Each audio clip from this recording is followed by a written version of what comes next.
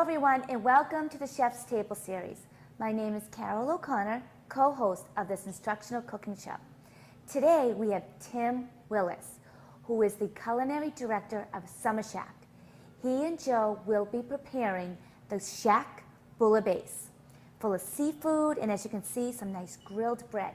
So let's go over to Tim and Joe in the kitchen.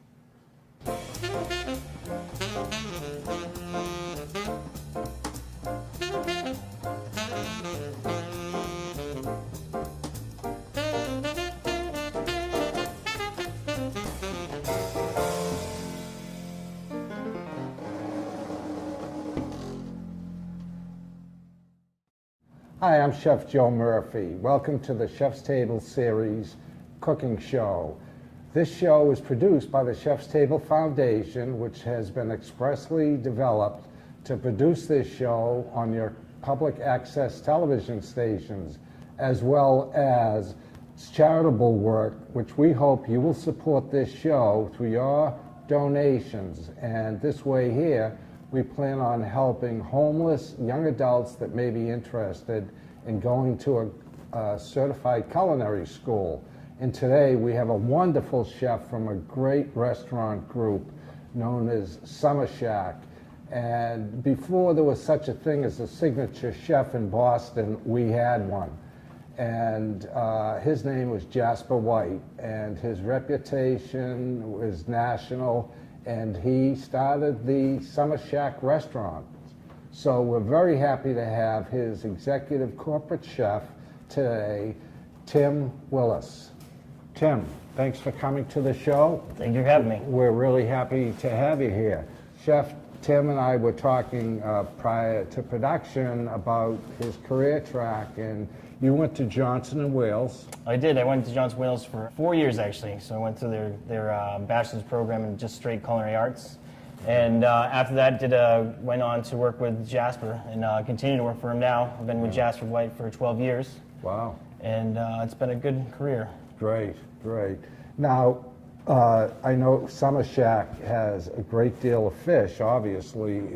Do you do other things besides fish? We do have a limited menu other than fish. Of course, our most popular probably dish that's not fish is our fried chicken. Right. We have steaks and everything else. So we try to source out from farms around the country domestically. So usually always have steak tips and then a higher end steak like ribeye, sirloin steak or something like that. Right. And then also some of our specials on our blackboards, which we're famous for, we'll also have a mix of other options too. Well, that's great. Now, Chef, what are we going to cook today? We're making a Shack Bouillabaisse today. It's, of course, a very famous French dish from the Mediterranean side of France, Marseille. We're not making exactly what you'd find, say, in France, but we're making a New England style, Summer Shack style here for us today, which will be using ingredients from New England area, of course, Maine lobster, cod, Prince Edward Island mussels, little neck clams, and some shrimp. Sweet. Now, we always talk when we open the show, when the chef starts doing his creative thing, we talk about mise en place. And if you notice, everything here that he is using is in its place. And he does have his mussels, his fresh Maine lobster, his little neck clams, shrimp, cod. Okay, which is great. And then you have your tomato, which goes into the bouillabaisse. And what other products go into the bouillabaisse? The main flavors of bouillabaisse, of course, is fennel, which is an anise-flavored vegetable, leeks, some onions, celery, orange juice and orange zest, a little garlic, and then, of course, the concassé tomatoes. Okay, now let me ask you a question. What is the difference when you said this was New England? This show is instructional, so if we can just bring people into the loop, what would be the difference between a French bouillabaisse and, say, something that would be using products from our part of the world in our region? So our region, of course, would be using the Maine lobsters, the mussels, and the cod, as we're doing today. Where in France, they'd be using, probably mussels, different kind of mussel, European shrimp, but mostly they layer with a lot of different fish and everything else, sea bream and other varieties of fish that are available within the Mediterranean. Okay. We're making more of a seafood brothy, light, refreshing kind of sauce, not a cooked down, really long sauce. Okay, good. Yeah, because as you cook down, just keep in mind, those flavors will intensify. So if you like fish, but you want a lighter flavor, as Chef just said, this is a much lighter broth, so you're not getting a lot of dense, heavy flavors. Absolutely, Which yeah. I think I prefer myself. I mean, I've made bouillabaisse, and I've done the cook down, and then I'm eating it, and I'm saying, you know what, it's just a little too heavy for my taste. So that's great. We'll keep a bite to the vegetables, and then everything we're actually cooking in the bouillabaisse is actually all pretty quickly to cook. Great. The mussels, the clam, probably the clam is the longest cook time. Right. So. Well, let me ask you a question then. As we go through this, if you could explain as you're going through your dicing of your vegetables, and when you start putting things in the pot, I'm trying to get the home chef to realize, know your ingredients, so that when this dish is finished, you're not throwing in the item that takes the longest to cook last. Absolutely. Okay, and that's part of the process in planning, to have that really great dish. And this dish also could be made, beginning of the week if you're doing it for a party for the weekend. The broth and the sauce could be done way ahead of time, and then add the shellfish the day of. Sweet. So definitely be, ready to go. Okay. All right, so we're just going to start with prepping up our vegetables. Yeah. We have our leek, fennel, and some celery here. Right. So the fennel fronds, what's at the top of the fennel here, really for this dish is not really going to help us at all. Maybe just as a garnish at the end to make it look pretty. But we're just going to clean up the fennel. Fennel, of course, has a core inside, which we're going to take out. Right. And again, fennel, Chef said that it has an anise flavor to it, licorice. Basically, that's what you're getting, a very mild licoricey taste. But it really does, when you're doing multiple vegetable ingredients, it really adds to your final broth. And then everything's pretty much going to get sliced the same way as, everything's just going to get sliced down thinly. Right. The leek part, of course, is just mostly just the white part. The green part is more used for stalks and stuff like that. Right. Now, do you, in your cooking and the chefs that work under you, do they reserve those discarded that, really aren't good for the palate, or try to chew a leaf? So we're usually any of that stuff, like we're cleaning up onions or leeks or even fennel for fumet or whatever else. We'll have stock buckets in our walk-ins and stuff just to use it up for, prep for stocks and sauces. Right. Yeah. So we have our celery here. Just gonna clean that up also, and then thinly slice it on the bias. And you're slicing this on the bias. Why? Just to kind of keep all the vegetables almost the same Same size, size. so everything will cook evenly. Great. So the chef just gave you a great tip. He's cutting the celery on the bias, and that way the size will be very close to the fennel and the, what else? I guess that was Leeks, the fennel, Right. the celery. So, and then last vegetable, the onion. Yeah. Now, did you cut just the flower end off of that first, or did you cut both ends? I just cut both ends because we're just going to julienne the onion itself. Okay, great. So again, just thinly sliced. You notice Chef's knife skills, he's not chopping down, he's using that slice technique. I mean, sometimes in a hard shell squash, you might be grunting, but generally that knife is made to slice. Should be sharp enough to go right through, like butter. Exactly. So the garlic we're just going to actually smash. We're just going to use the side of our knife and just smash it up. 2 cloves. And then just go through it real quick, sliced. So then it's pretty much chopped up. Then a rough chop then. Yep. All right, so we're pretty much ready to get started on our sauce. We're going to saute the vegetables up in the garlic with a little olive oil Yeah. in our pot right here. Okay. Now, Chef, I have a question for you. I noticed that for your ingredients, what you did here, it looked like there were equal parts of fennel, onion, and celery. Is that? And leeks. Yep, everything's everything's the same. So it was about 2 stalks of celery, a half of leek, half of onion, and one half bulb of fennel. Okay. As far as the leeks go, is dirt a problem? I mean, is that something you want to go through and make sure there's nothing in them. No sand or... No sand. I mean, these are pretty clean. Yeah. So, sometimes if you see, you have to soak in water. Right. Okay, great. All right. All right, so we're going to start off with our garlic in our olive oil. Right. And then just to get the flavor out of the garlic, Yeah. if you don't really do this, then you're just not going to get the full flavor of the garlic out of it. Right. So as that cooks up. Yeah, and just remember, I don't know if you can hear this, but this pan is really hot, okay? You can hear that, I'm sure.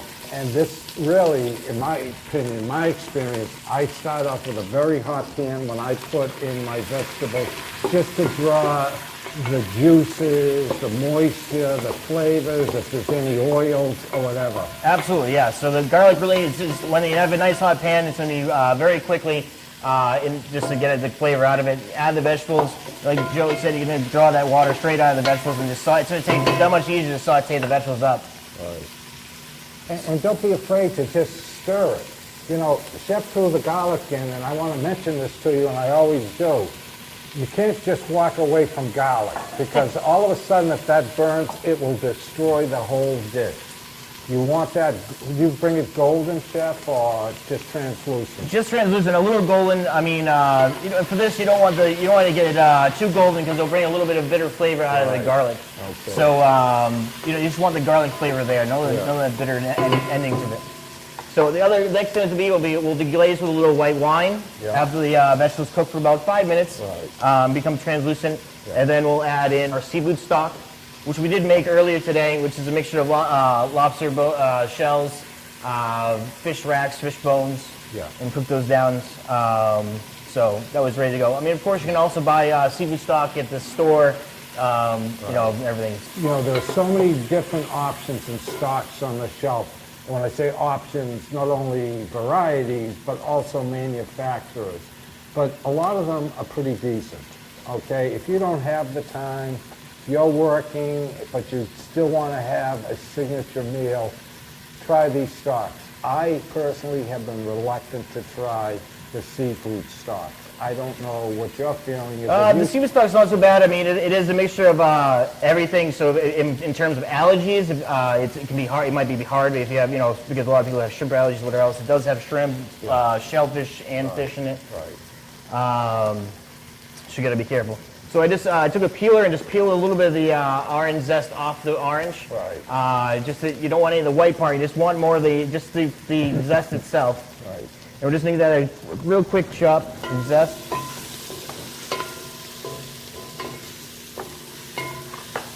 Our vegetables are almost there. As they're still sauteing up. Next thing, we're just going to take our whole peeled tomatoes and just quarter them and dice them up. Now, Chef, I just like to give some people a little bit of knowledge about making seafood stock. Of course. When you have those lobster shells, and, don't throw them out after you eat them, okay? If you do a baked lobster or a boiled lobster, put them in a Ziploc bag, throw them in a freezer. Throw them in the freezer. They'll last a couple months before you easily. Right. And then, when you're ready to make your seafood stock, pull out the shell of the shrimp and the lobster, okay? Fish bones, I think you can get. Any fish market should definitely have fish bones. They should definitely never charge you for them. Especially if you're buying other seafood, especially for a dish like this where you're buying some expensive items and everything else, they should just hand them right over the counter and say, here you go. Right. And then they're going to know that you're going to make probably a great dish because you're taking the time to make stock and everything else. Right. All right, so our vegetables are pretty much there, nice and soft. Yeah. We're going to take about half a cup to a cup of wine and deglaze with it. Right. We're just going to lightly reduce this. We actually want the nice wine flavor to come through, the citrus, help the citrus flavors and everything else. So we're going to go just, start adding everything else into our stock. So we have about 2 cups of seafood stock, which this actually is lobster and fish stock, just all cooked down together. 1 can of whole peeled tomatoes, diced up. I know she got a nice plum tomato. or the Roma style, which is a firmer tomato. That's great. And then we'll put our orange zest in there also. Right. Now, chef, when you're going to make a fish stock and you have those lobster shells, the shrimp shells, do you give them a quick saute, a roast first? Yeah, so the shrimp shells, we actually definitely want to get a nice saute on, almost golden brown color to them. And then the lobster shells, you actually want to roast in the oven. You know, pretty high temperature. Right. You know, might not make the best smell in the house, but it's going to make the, you know, great stock. Great stock, great stock. Nothing you can't, Right. won't get the flavor unless you roast them or do something with them. Right, and then what you do, obviously, is you combine everything, and then you cover those shells with cold water. Yep, absolutely. Most of our seafood is all portioned, of course, because it's clams and mussels and shrimp. We're just going to cut the lobster tails in half. We have 2 lobster tails here, and we have about a half pound of cod. So we're making this more for feed about 4 people. Right. So each has a half, and then so we'll cut the cod into 4 pieces, and then cut the tails in half. Chef, I've got a question for you. Yep. Let's say, for instance, you want to make this dish and you want to use the claws, okay? Is there any way to cut that shell in half so that... Absolutely. So what you'd want to do if you're going to use the whole lobster is you'd want to make your sauce like this in the pot, and then you want to take the whole lobster and actually start your shellfish in a different pot, where you'd want to, then the same kind of idea is of cooking the shell in the oven, you're going to do actually in a hot pan. Right. You're going to sear that shell so you can just bring out even more flavor. Right. So you'd sear, you get the shells down, the claws into the pan, into the oil, right. And get a nice caramelization on the shell actually, and then level out all your rest of the stuff in there, even if pulling out the lobster, so it doesn't overcook, right. And then just just adding your seafood in. But what my question is, on that lobster claw, yep. Is there any way to cut that shell in half on the horizontal so that you see just the meat or not? Yeah, of course. You make what we call a cocktail claw. Yeah. So you would still want to sear it off, and then when you take it out, it's just to take the claw and crack it and take the back end off. I see. And then so there's a little ferrite inside of the claw piece that'll actually keep it all together on the shell. Okay. So. Right. Okay. Thank you. All right. So there is 2 garnishes that go with bouillabaisse most commonly. It's just a crostini, and then roasted pepper aioli or rouille. Of course, an aioli is just a simple garlic mayonnaise. And of course, roasted red pepper aioli would be a garlic mayonnaise flavored with roasted peppers. So, right. Actually, already roasted up the peppers today. Of course, the roast pepper, you just take a normal pepper, throw it in the oven with a little olive oil until it kind of blisters up. Yeah. Throw it on the grill. The grill will be the best part. You really want to get a fire on it so it has has that flavor to it. Smoky. One thing flavor that I do with the red peppers, because it's quick, I'll take that red pepper and because I have gas burners at home, I will put that right on the flame, and that thing gets pitch charcoal black. Just keep turning it with tongs, and then I take it when it's all black. I take it, I let it rest for a few minutes, and then what happens? It softens the meat, if you will, of the pepper and the flesh of the pepper, and at least you can handle it, and then that black peels right off. Absolutely, yeah. So, of course, this aioli, of course, is just a simple mayonnaise, a garlic mayonnaise. Yeah. So a mayonnaise is basically pretty much egg yolks and olive oil and a little lemon juice mixed together. Right. So we're going to just take, this is 1 roasted pepper, 2 egg yolks, yeah, a squeeze of half a lemon, and then we're going to take a little immersion blender or a regular blender or anything else. I got to tell you, the flavors, the aromas are hitting me right in the face, and they're absolutely wonderful. So we're going to puree the roasted peppers and anything else. So of course, it's garlic, so we need to add a little garlic to it. Yeah. And then as everything's mixed together, you just want to slowly add in the olive oil, because if you add your olive oil in too quickly, you'll break the mayonnaise.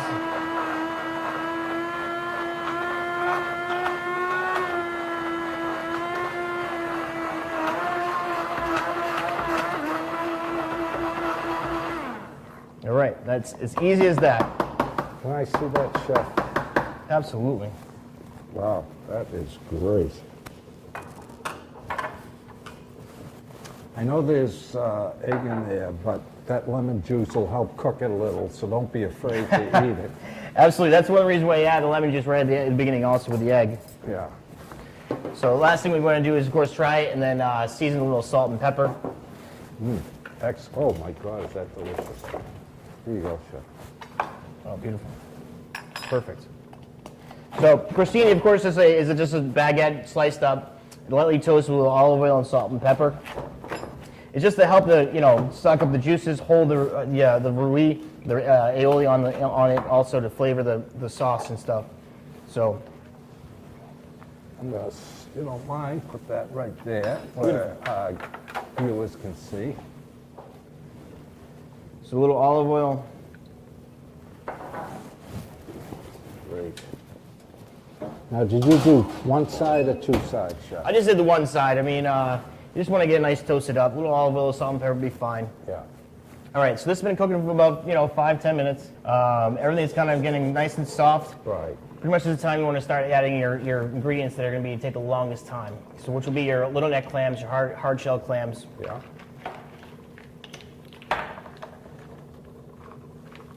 Just going to throw those right in there. The next things, of course, will be the longest is your lobster tails.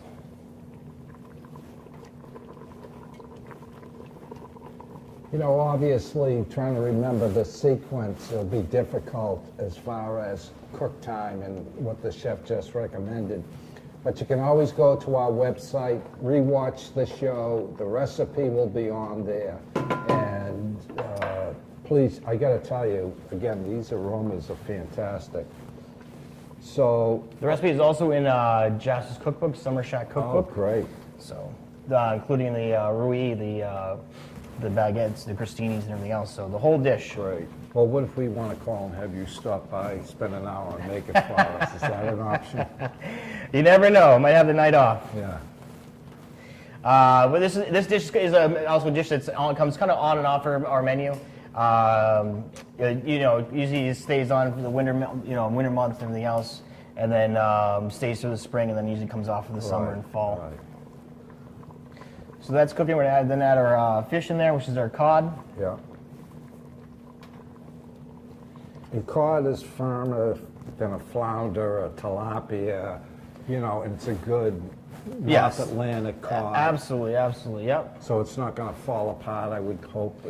No, but you got to be very careful. You don't want to really overboil. Like, you just want to have a nice simmer. Right. Heavy boil and everything else would make the fish really fall apart quickly.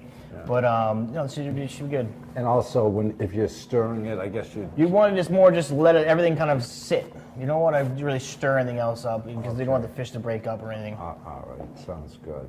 Now we have mussels. Mussels and shrimp. Great. So we can add our mussels in right now.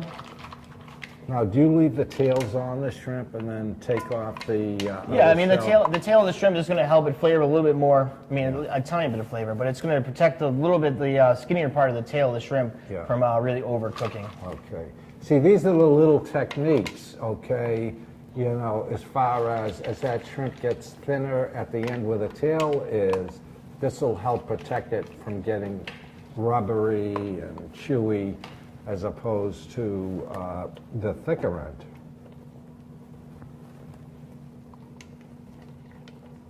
Now, on your stock, okay, that's something you do let cook down. Correct? Yeah, so your a fish stock, you start with your fish frames. We call it a blonde mirepoix, which a mirepoix, of course, is your celery, carrots, and onions. Yep. And a blonde mirepoix is just without your carrots, so of course just your white vegetables. You add that in, and fish stock's going to take pretty much about 2 to 3 hours. Right. It's the easiest stock, quickest stock out of all of them. Same thing with shrimp. When you saute the shrimp shells, you'd actually use a regular mirepoix for that because you want the color, and with tomato paste or regular tomatoes, and also be about 3 hours. Great. Well, I just learned something myself here. If you want a white blonde mirepoix, a blonde mirepoix, don't put the carrots in. Yep, because you want the fish stock. You don't want any color. You want it to be nice, clean, simple flavors. And would you explain to the viewing audience about making this stock? We're talking about fish, which has a lot of little pieces that could wind up floating. How do you reduce cloudiness in a stock? So same thing like we're doing here. We're not trying to boil it too much so everything falls apart. Same thing with a stock. You never want to boil a stock. Right. You want to keep it at a just gentle simmer, so everything kind of just cooks and Right. doesn't really boil and fall apart. And everything, little bones, little pieces. There's still, of course, there's still plenty of fish in the bones, the heads. Yeah. So you don't want all that floating in your Right. stock. You want a nice, clean, clear Right. stock. For the home chef, heads. Heads. Lot of flavor. Head's the best. So, you want that gelatin. The heads have the most amount of gelatin in it with the whole head and frame of the head. Right. The most solid pieces of muscle and bone, of course, in the head. And it's probably going to be the easiest thing you can get at the fish markets because they'll probably just save the heads in the corner where they'll throw the frames away. I see. And then the head will fit perfectly in a small pot where your Okay. frames were cut and break apart. Most of us today shop in supermarkets, okay? You don't see actual fishmongers like you might have 40, 50 years ago. Well, there are some very good ones around. So, John Q. Public walks up to the fish counter. He wants to get some fish. He wants to get some scallops. What's the first question a professional like you would ask? First thing, absolutely, for scallops would be asking if they're dried scallops. So, of course, a dried scallop is a scallop that has not been treated at all, hasn't been soak in water or salt or whatever other chemicals they're going to use. And it means it's been, talking about a scallop that's no more than 3 days old, fresh, right off the boats. Right. Okay, great. Yeah, and I said this, I believe, when we did the Strager show. Don't be embarrassed to ask. It's a fair question. Some places will have product that was previously frozen or whatever. And as far as I'm concerned, with fish, fresh. Absolutely. Absolutely. Yeah. So ask about wet or dry. Same also with shrimp too. There's shrimp from every part of the world. So I would 100% say domestic shrimp, wild domestic shrimp, not just farm-raised domestic shrimp, but wild domestic shrimp, and things like that have to be labeled on the cases and stuff. So you should be easy to find. Okay, great. I got to tell you, folks, absolutely smells delicious. I'm gonna turn it up a little bit.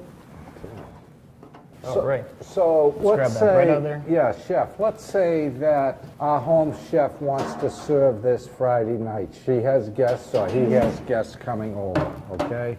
Yep. Now, we don't want to put the fish in. Definitely not. Nope. Okay, but everything else can be cooked a couple of days before in refrigerator. So the best thing would be just to make the sauce itself. So stop before anything because all the seafood, as you see, we're talking about only about 10 minutes of total cook time. Right. So this is very easy. So you could buy all your produce your regular shopping day if it's Sunday or whatever else. Make it whatever day you have free time, and then say on Friday or Saturday morning, if you have a guest Saturday night, you go buy your fish. So it's the freshest possible fish you're putting into it. Great. Well, I know, Max, you're a fishmonger in-house. You're getting the freshest fish available. Absolutely, at the summer show. we have our own seafood monger that works down the fish pier that's picking out all our fish locally. All our fish on the menu is all domestic. Everything on the menu is all domestic. There's no other fish. We try our best never to bring anything fish from any other countries and stuff.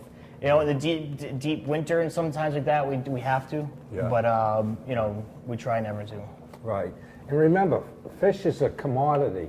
Anything from the ocean or the ground, okay? So a lot of times when you get into the colder weathers, you may not be able to get certain type fish that you may enjoy, but fresh. And I always really like to hear when a restaurant makes that extra effort to buy local. It's very important to the finished product and supporting local businesses as well. Absolutely. Okay.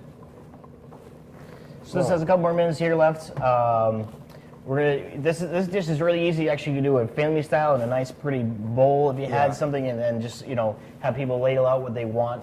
Because some people might want more mussels or more lobster or whatever. Everybody wants more lobster. Right. You know, just put it in the center of the table because it's just the colors and everything else, as you'll see when we Yeah. play it up. It's just beautiful. Right. And the aromas are fantastic. Yeah. And then it will stay hot in the broth and everything else. Right. So it's a great dish to just serve family style. So easy cook time for you. Yeah. Easy, just put it right in the middle of the table and you're going to look like the Yeah, number one professional. it's a great comfort food. It's a great community eating meal. And it's a great meal for the cold weather. Absolutely. Most people feel lobster is good anytime. So, Lobster's good all the time. So we're just going to start plating this up. We're just going to throw some mussels around. yeah.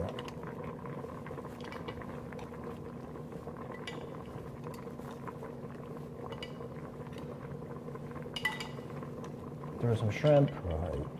While you're doing that, Chef, if we could just ask you, I'd like to ask you a couple of questions about Summer Shack. Absolutely. There's one at Mohegan Sun, Yep. one in Dedham, right Yep. up the road from where we are. Yep.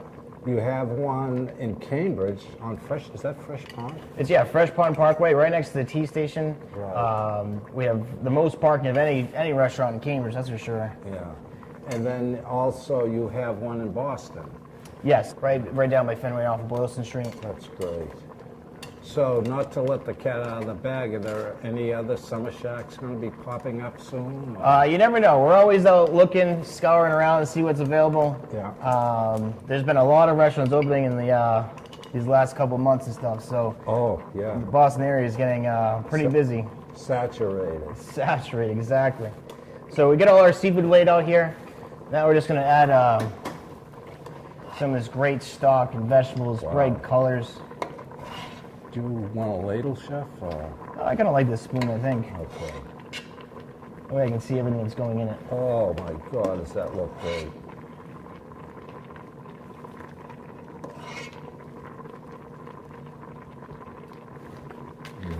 All right, shut this down.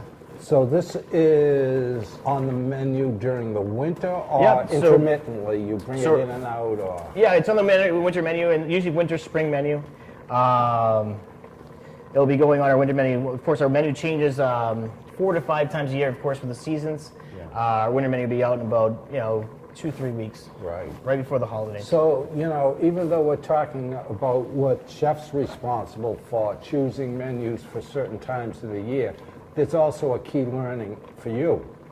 They're going when the product works best for the time of year. Even though we said people eat lobster any time of year, but still, they're going with the seasons and what works best for people's appetites, and so keep that in mind while you're planning your menu. And the last final touch would just be a little baguette with the roasted pepper aioli gruyere on top, and that's it. Wow. Beautiful, beautiful dish. That's great. And there are a number of ingredients, but very simple dish to make. Very simple, and then the presentation and everything else, anybody can be a gourmet chef. Oh, God. Well, not anybody. Speak for yourself. No, Chef Tim has really been great today, and I can't tell you how much we appreciate you. I'm always telling people, I don't think, unless you've been working in the business, people have any idea how hard chefs work. And that's from the prep person all the way up to the top. It takes a full team, definitely. Yeah, and it's really about passion, creativity, and Chef gave you the Shack Bouillabaisse recipe here, and there's nothing wrong with you being a little creative. For instance, the prawns. It doesn't really add a lot, but there is some flavor. So if you wanted to try a little different herb or something, certainly, it's a creative process. And that's one of the things that with this show that we hope people really start to learn how to cook. So Chef, on behalf of the Chef's Table series and the Chef Table Foundation, we'll all be over Saturday night. Which restaurant do you want to invite us into? Saturday night I'll be in the Cambridge restaurant. All right, Chef.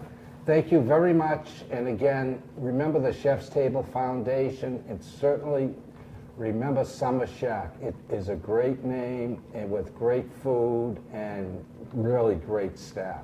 So Where food is love. where food is love. Well, we love you, Chef. Awesome. Thank you.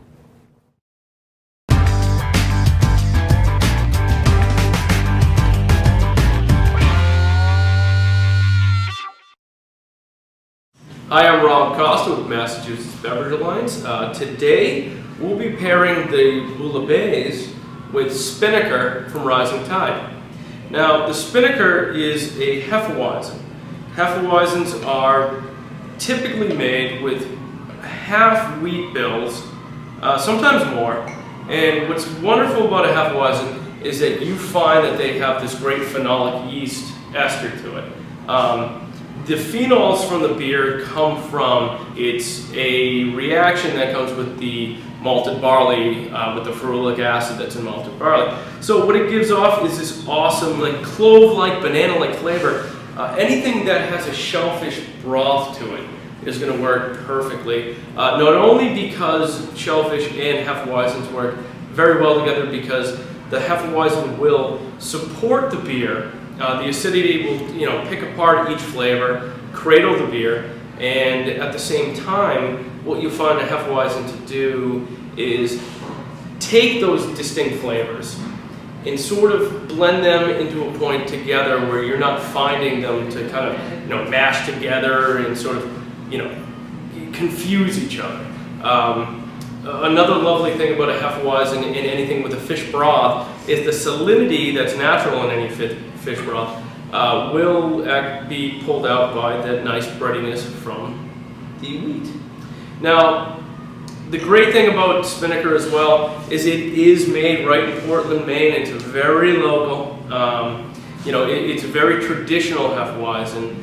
I find that with any little citrusy note in any dish works well. I mean, it's obviously a thing that Americans have come up with we add a citrus note with a lemon peel or a full lemon wedge or an orange wedge into a beer. That's not a freak accident. It's a very happy accident. It's because hefeweizens do work very well with any citrus notes, especially something that has lemon zest in them.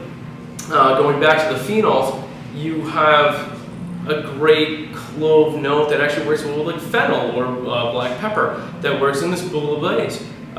That's why I really would find any sort of broth that has a fish base to it to work very well with this beer. Again, some people adding, as Americans, adding a lemon or orange wedge into the beer. Not exactly my bag, but you know what they say, those in glass houses shouldn't put lime or lemon or orange into their beer while they're walking around their house naked because, it's glass. So, anyway, I'm Rob Costa with Mass Beverage Alliance.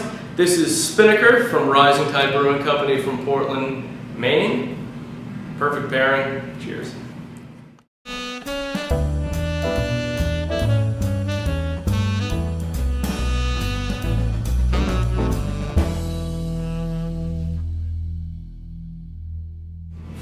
Hi, I'm Bill Caruso from Blanchard's Wine and Spirits, here to match a wine with tonight's dish, the Summer Shack's Bouillabaisse.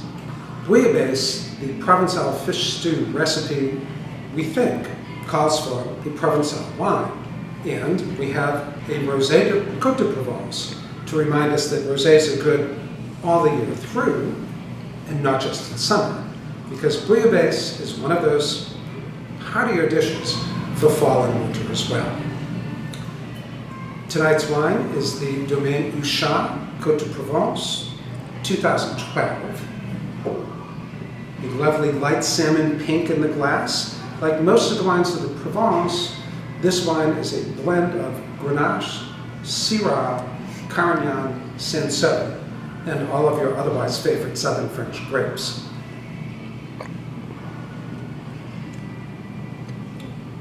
So with all of that, you get this little bit of a sandwiching effect. You have some notes of earth, some notes of fruit, some ripe, some new strawberries, a little bit of apricot in there, And going through the ingredient list for Chef's Bouillabaisse, you notice that you have all sorts of things that are aromatic.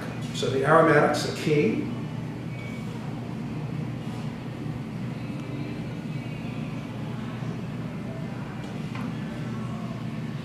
A sip to cleanse your palate, and then another sip to taste it.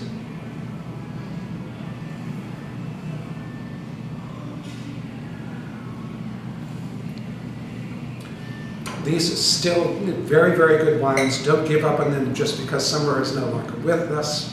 The Bouillabaisse is here, so does the Domaine Houchart, Cotes de Provence, and from Caruso and Blanchard's Wine and Spirits. Cheers.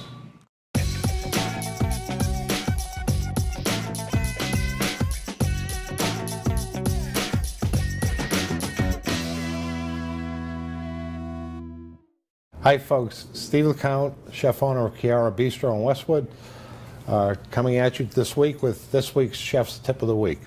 I want to talk this week a little bit about avocados.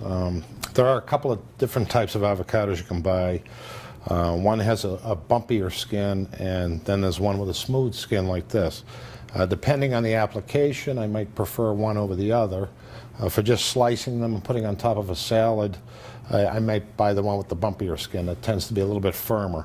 But if you're going to make guacamole for some salsa and chips and things like that, you might want to prefer this one. And it's important to buy them and just kind of pinch it with your thumb. And when you see that little indentation, you don't want it too mushy, but you don't want it firm at all. But I see people, what I really want to show you is how quickly you can peel one of these. They are very slippery, and I see people doing this and taking the skin off, and then when they get around here, it's sliding in their hands and stuff, things like that. So the easiest way is, first of all, have a very sharp knife and just start at the top, and you'll feel the pit when you get to the middle, and just make a circular cut all the way around the perimeter, and then just twist the avocado. Okay, and to get that pit out, I'll use a little bit larger knife, but be careful when you do this, but take good aim and just go into the pit and twist the knife quickly, and that comes right out.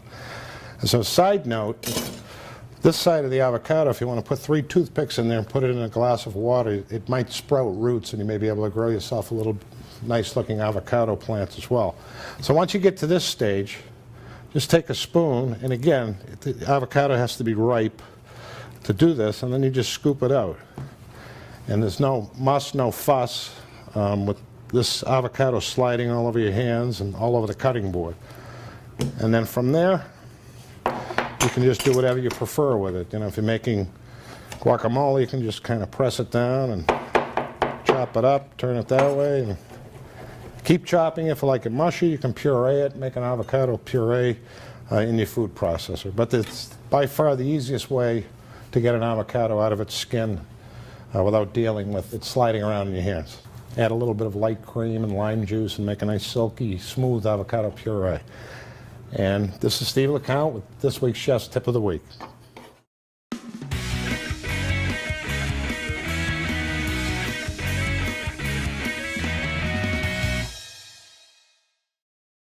Hi, my name is Alex Tillotson, and I am the culinary demo specialist at Whole Foods Market in Dedham, and I'm here to show you our quick, healthy tip of the week.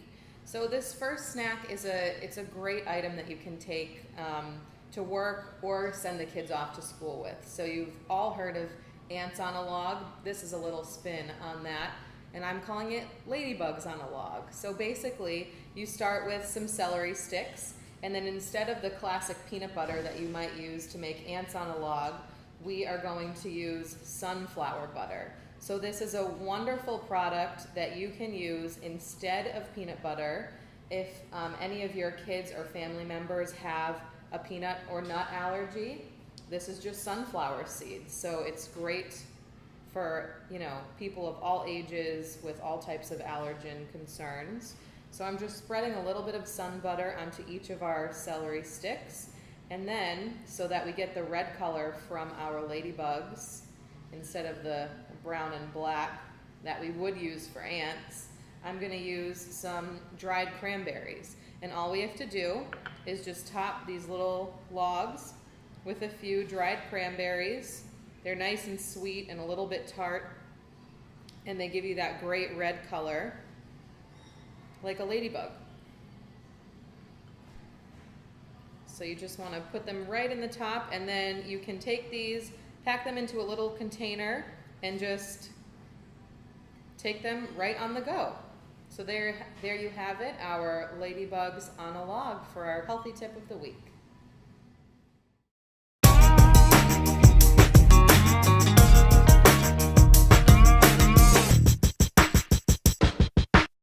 Hi everyone, and welcome to the restaurant interview section of the Chef's Table Series cooking show. Today I am at Summer Shack, and I'm here to speak to Vince Lombardi about Summer Shack and their featured dishes. So Vince, thanks for being on the segment with me today. So tell me about Summer Shack and how long have you been here in Dedham?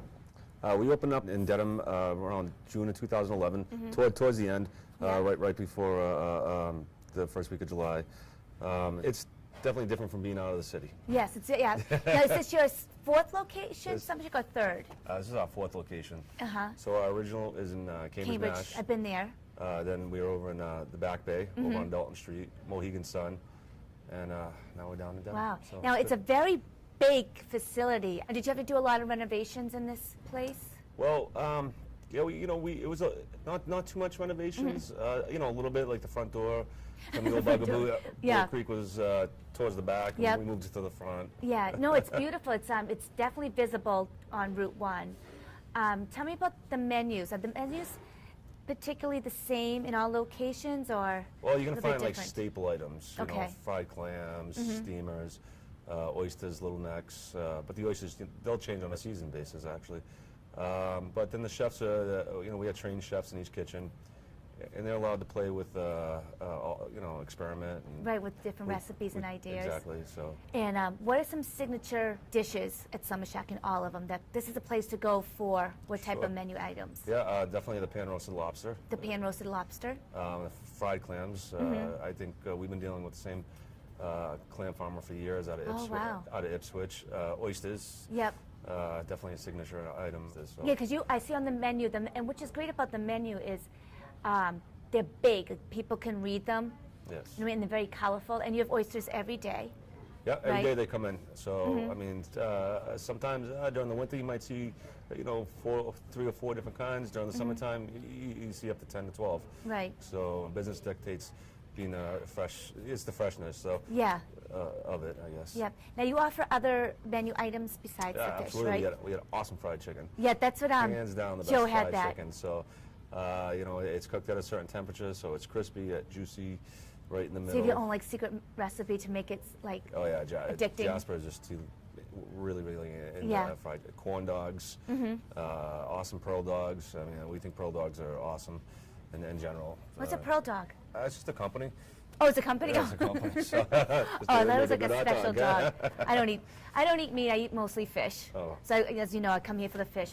So Summer Shack, behind it is Jasper White, who's a very well-known chef in Boston, probably since the 80s, correct? Yeah, since early 1980, I believe, 79, 80. From what I've gathered, I wasn't around, but Yeah. people just say he changed Boston. Yeah. I think he's a brilliant man. Yeah. And an awesome chef. So And do you see him often?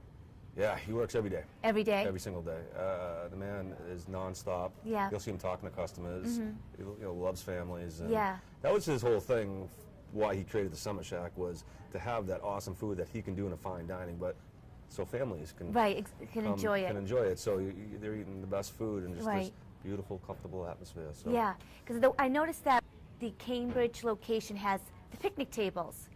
Yeah, well, I think it's not as many. Not as many? Years ago, it was all picnic tables. Yeah, It but I'm was going back fun. way It long was- time ago. It was crazy. And then there was like a little bit of a remodel, Yeah. and they cut half the picnic tables out. And now the Cambridge is totally remodeled. Oh, has it been? So I think there's 3 picnic tables left out Yeah, of, I don't know, 20 right. 20 picnic tables. Yeah, so. and that's why I think what I was talking to you about before is, food is love, and food and love you share amongst not only friends but also your family, and that's what our show is about, is bringing the family together again, once a time, every 6 o'clock or 5 o'clock to have dinner, Because as you know, and a lot of us know, it's that's- so that's- hard to do with our work it's what the schedules. country, it's what the country needs. Yeah, so everyone to go So- back. And I think that's great, keeping the family unit together, but to also eat together and Yeah. enjoy one another and talk. So yeah, I mean, there's not enough family time No. at all. And No. the Sundays Are gone. Sundays are gone. Right. So, Do you remember when we were little? oh, my grandmother's house. Yeah, you eat with your I went to grandparents. grandmother's house every Sunday. So. Yeah.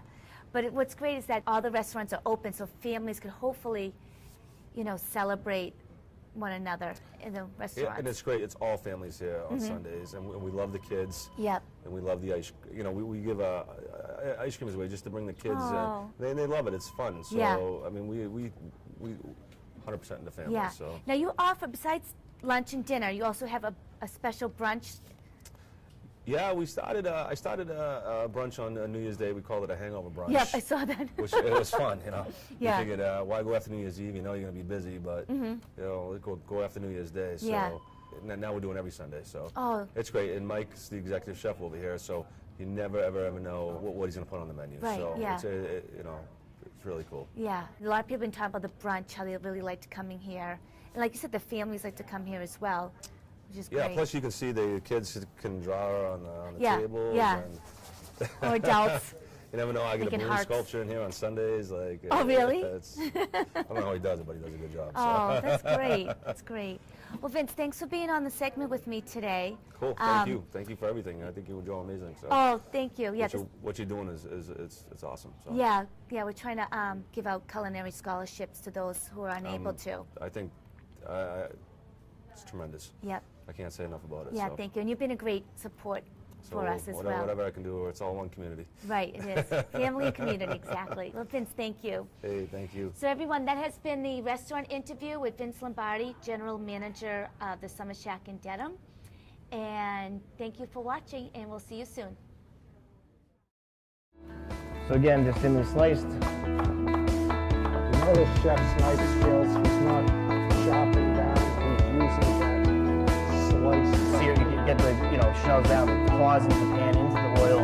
Again, nice caramelization on the shell. Actually. All right, that's as easy as that.